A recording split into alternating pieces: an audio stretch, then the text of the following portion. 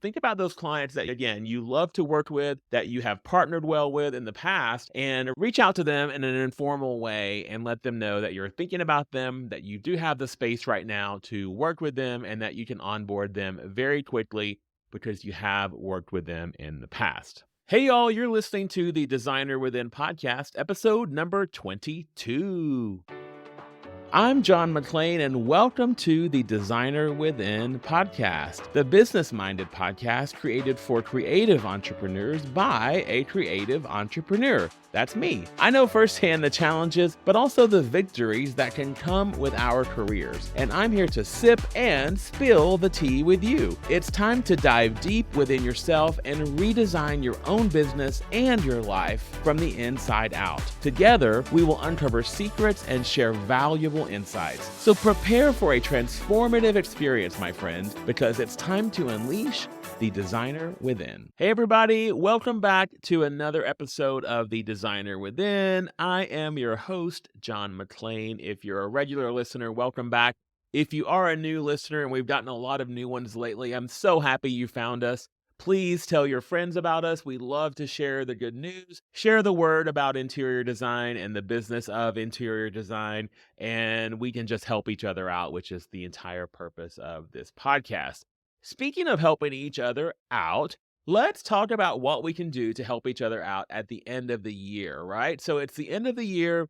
We're probably wrapping up a lot of things. Maybe you've had a busy year and it could be slowing down. I know I've spoken to a lot of designers lately who have felt a bit of a crunch in this time of year, and the pipeline is not as busy for 2024. And I can say for ourselves, we are the same way. Our pipeline is not as full as it normally is for the first part of the year. So I would like to just sort of give you some reassuring words of comfort if I can, and also some methods to maybe combat that and figure out a way to not only bring in new business, but maybe some ideas of other avenues of revenue streams that perhaps you haven't thought about. Not only could it bring more money to your firm, it could be just a fun new adventure for you and your team to dive into. So let's talk about ways to add to your bottom line, even in the short term, by the way. Some of these are long-term revenue streams, but they can also work pretty quickly as well. So let's talk about those. First and foremost, you guys know that I love to nurture existing clients. I love to take care of the clients who have served us and who we have served over the years and really treat them well and not let them sit out there and forget about them. You want to make sure that you are touching base with your previous clients, and you do that in a lot of different ways. We love to do our newsletter, which you've heard us speak about. It's a very sort of nonchalant way to keep in touch with our wonderful past clients and, of course, new clients as well. But it just really keeps you top of mind and in front of them. Now, that is a very simple, almost passive way of doing it. I want you to become a little more active in it. And let's be a little more proactive in reaching out to past clients. Let's say this: you've had a very busy year. We've all been very busy for the past year, 2 years, even 3 years since the pandemic and all of the craziness that went along with that. And you probably had very little space in your pipeline to bring in new people. You probably couldn't fit in smaller projects. You probably were only taking on perhaps larger full home projects, full home renovations, new build homes, new constructions, that sort of thing. And you probably had limitations on the type of projects that you brought on. Chances are now you might have more leeway in considering the type of projects that you bring into your company. So I would like for you to start thinking about how to advertise that.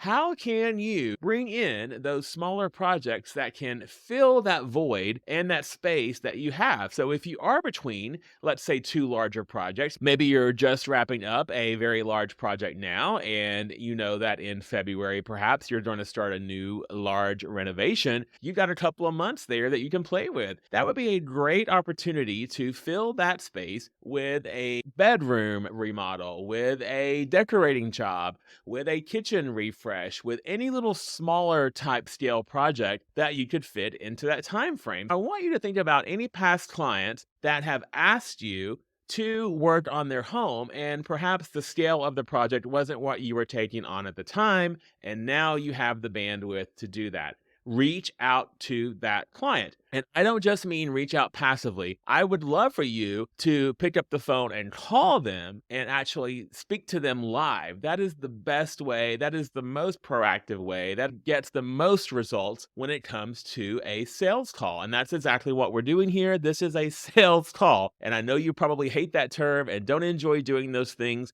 but it's just a part of what we do as business owners. I invite you to pick up the phone, especially those clients that you loved working with, right? I'm not saying call the ones that you don't enjoy or maybe ones that you didn't have such a great time with, but definitely pick up the phone and call the ones that you know understand what you do, how you do it, and love working with you and vice versa. The best part about that is that they're going to understand how you operate. You're going to understand how they operate, and the onboarding process for that is going to take a lot less time. So if you have a client that you've worked with on their entire home and now maybe they're wanting to renovate or redecorate maybe the room above their garage. So that room, is a smaller scale project, but that client already knows you and you already know them.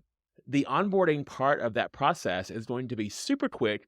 They're going to know exactly how you operate your company. They're going to know exactly what systems and processes you have in place when you do the presentation, how long the presentation takes, how long the preparation before the presentation takes, how long the install takes. All of that sort of vagueness that people wonder about when they're hiring a designer, these past clients already know that about you. So reach out to them and invite them now to possibly bring in that smaller project. And by the way, it doesn't even have to be a project that they mentioned to you, right? So if they have mentioned a specific project to you, definitely reach out to them and ask them if they're ready to move forward with that now that you have some time to do that. And it's a very subtle way of doing it. You don't want them to feel slighted that you were not able to work with them before. So be cautious in your words, but let them know that you were very, very busy with large scale projects and you now have some space for them. And you definitely want to reach out to them first to find out if they still need your services for that smaller scale project that you would be very happy to do. Secondly, and in that same vein, I want you to think about clients that you did work with in the past who have not expressed the interest of a new project or a project in the past, but you just want to specifically reach out to them.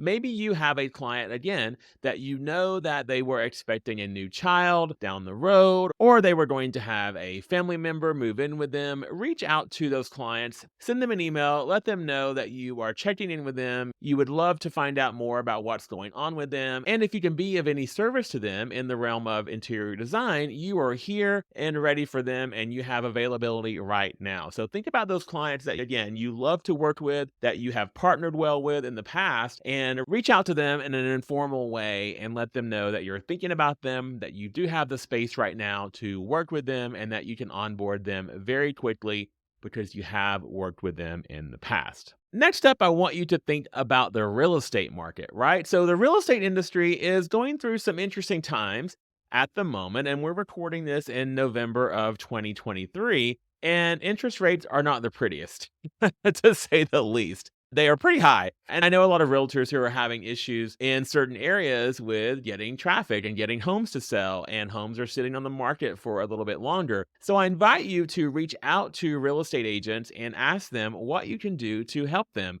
Can you go into their office to speak to their group of realtors and let them know that you are here? You can provide services to their clients. You can provide services to them. And you can take this as far or as simple as you want. You could create a simple workbook or a guidebook that you can turn into a PDF and give that to the realtor and to the broker's agent and let them pass that out to their clients. And it could be things like your top 10 tips for selling their home. Here's how to declutter your home. Anything that you feel would help them from an interior designer's perspective would be beneficial to them. Your logo is on every page, your contact information is there, and your branding and your information is going to go out in front of these real estate agents, and you are going to help people in the process. Something else that we like to do is what we call a real estate refresh, and this is where we go into a client's home or a potential client's home, and this can either be with the realtor or just with the client alone. but it is essentially a home that is needing a refresh and it's not selling. And this can be a quick or a bit of a longer term project, but nothing like a full renovation or a new build or a longer term like that. It's more of possibly 6 weeks, 8 weeks, something like that. But the choice is yours depending upon the level of difficulty with the project and how much work you actually have to do. If the project is, for instance, needing paint and you can make paint recommendations, change some light fixtures, pendants, declutter,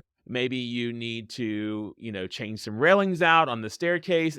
Again, the level of difficulty and the level of work is going to be up to you and the client. But this real estate refresh is a way to bring in some revenue to your company and also to help this client's home that could possibly have been sitting on the market for a while to now sell. We started this service a while ago, and we had a client's home who had been on the market for around 2 years, I want to say. And we came in and we changed some light fixtures, and of course, we repainted and we decluttered and we, did a lot of things that were very, very impactful in this refresh, hardware changes, that sort of thing. And then the home was no kidding, you guys. The home was on the market for, I think, another month, and then it was under contract. So there is a very big power to this because you are the professional and you are bringing in your skill set to help this client, which makes you look very good to the client, makes you look very good to the real estate agent, and makes that realtor look good to their client as well if that realtor was the one who brought you in.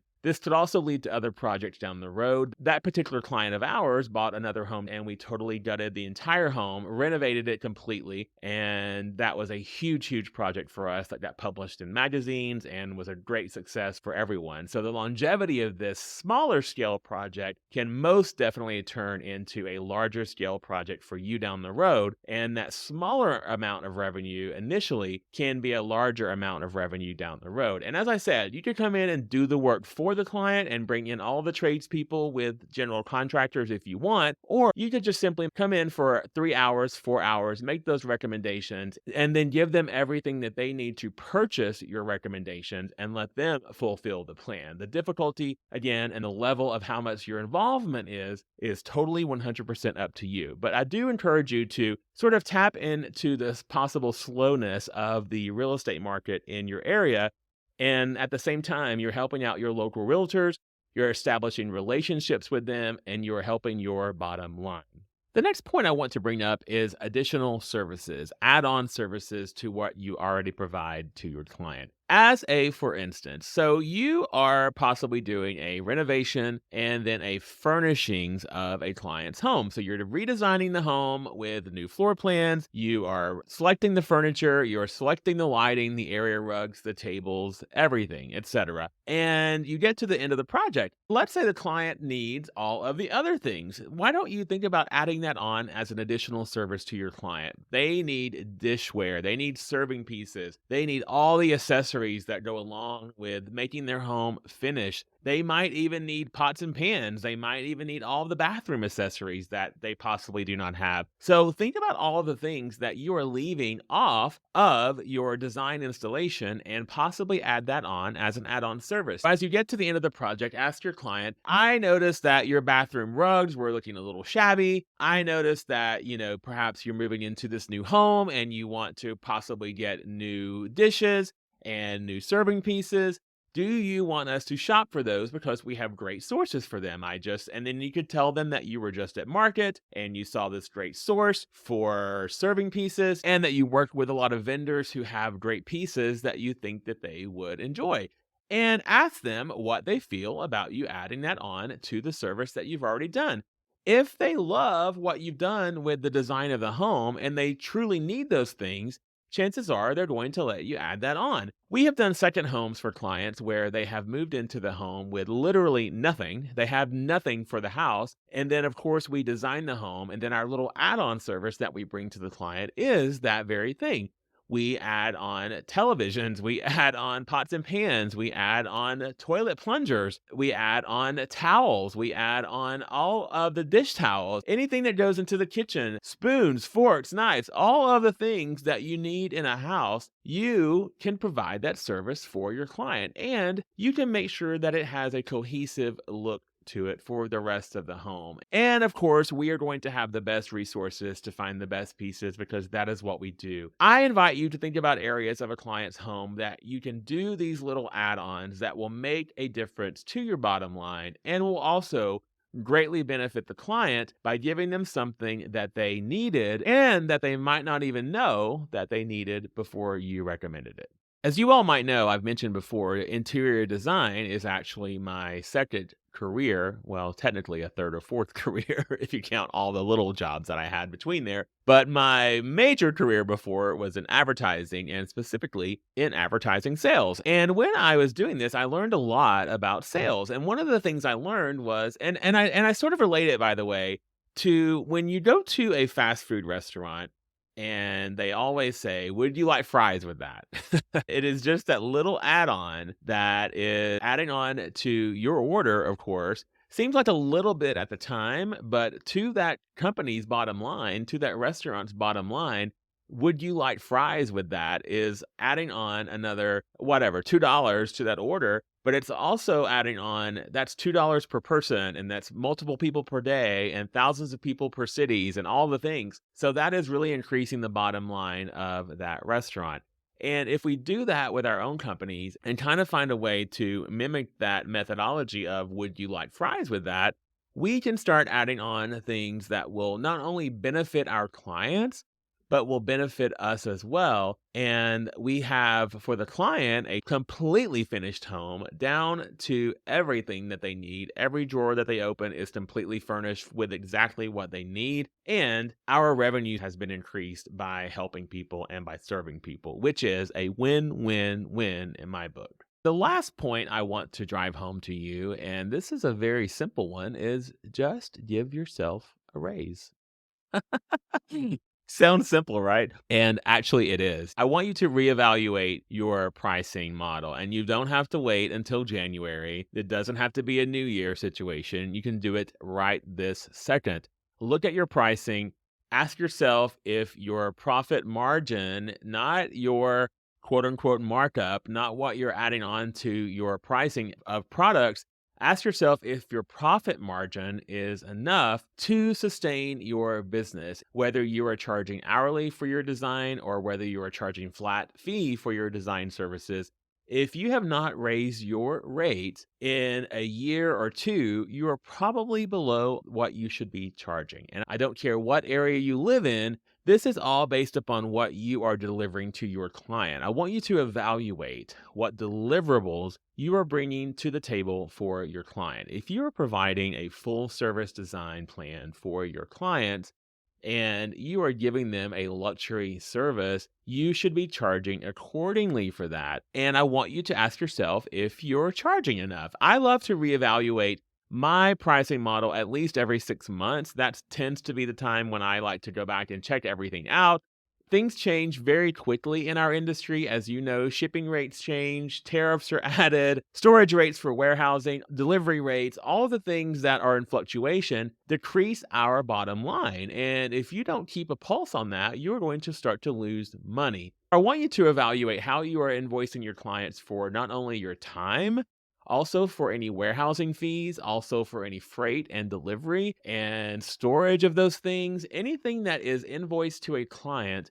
I want you to reevaluate that to ensure that your time and that the time that you spend on that within your company for yourself and for your team, if you have a team, is being compensated fairly and equitably. As I said, you don't have to wait until the end of the year to evaluate your pricing, to evaluate your revenues, to evaluate whether you're losing or making profit off of your services. You need to do that on a regular basis, and you do not need to wait until an emergency situation happens where you are in a deficit of money, clawing your way out, trying to figure out how to add more money to the bottom line. I invite you to periodically visit your fees, visit your expenses. Make sure that if you are charging for your warehouse fees as a percentage, if you are charging for your shipping as a percentage, ensure that you are charging enough for that to cover the cost of what you are paying those people for those services before you pass it along to your client.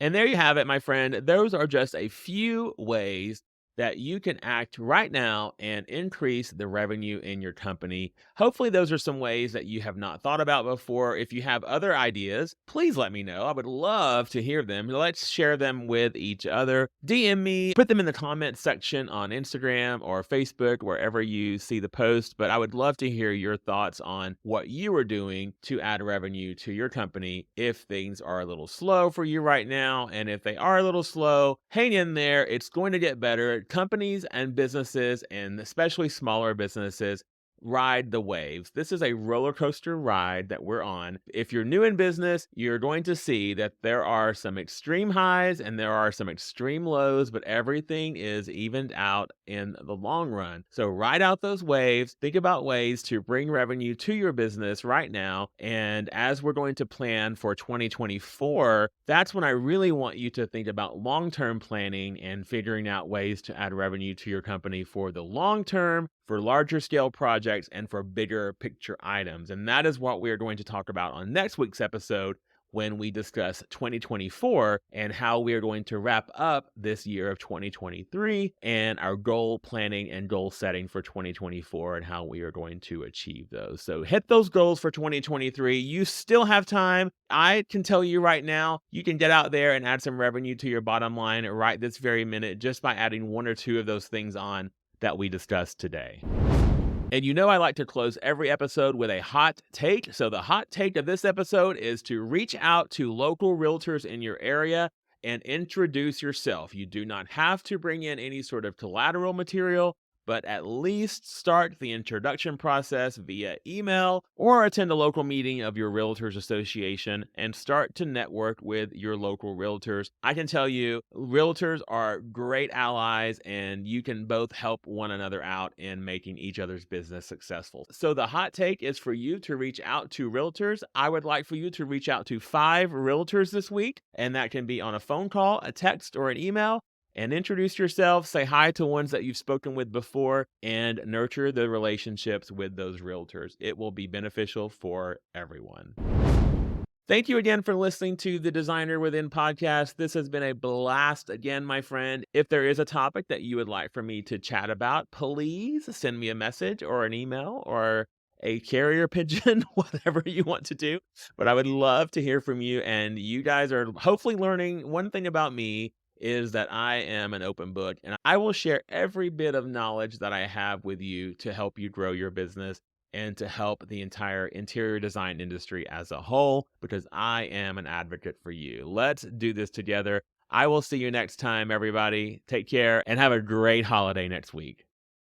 Thanks for sticking with me to the end of the Designer Within podcast. It means the world to me. If you're ready to dive deeper into the topics that we've discussed here, be sure to check out my online courses and coaching program, Design Success Academy. The Design Success Academy is open right now in my beta launch program. You can join the Academy for 50% off, but only until November 19th. After that date, it will increase to the regular price, and the next enrollment will be in January. So if you want to be a part of helping me shape this new course, helping me put things into the course that are important to you as a designer, things that you want to know, please consider joining the beta course for my Design Success Academy. The Design Success Academy is a 6-week program where you will learn things such as my entire project journey. Every single process that I use within my company will be taught to you inside this program. I will also teach you how to choose and price your services in your own design firm. On top of that, you will learn self-marketing success, my favorite ways to market and grow your company. We are going to discuss teams, trades, and vendors.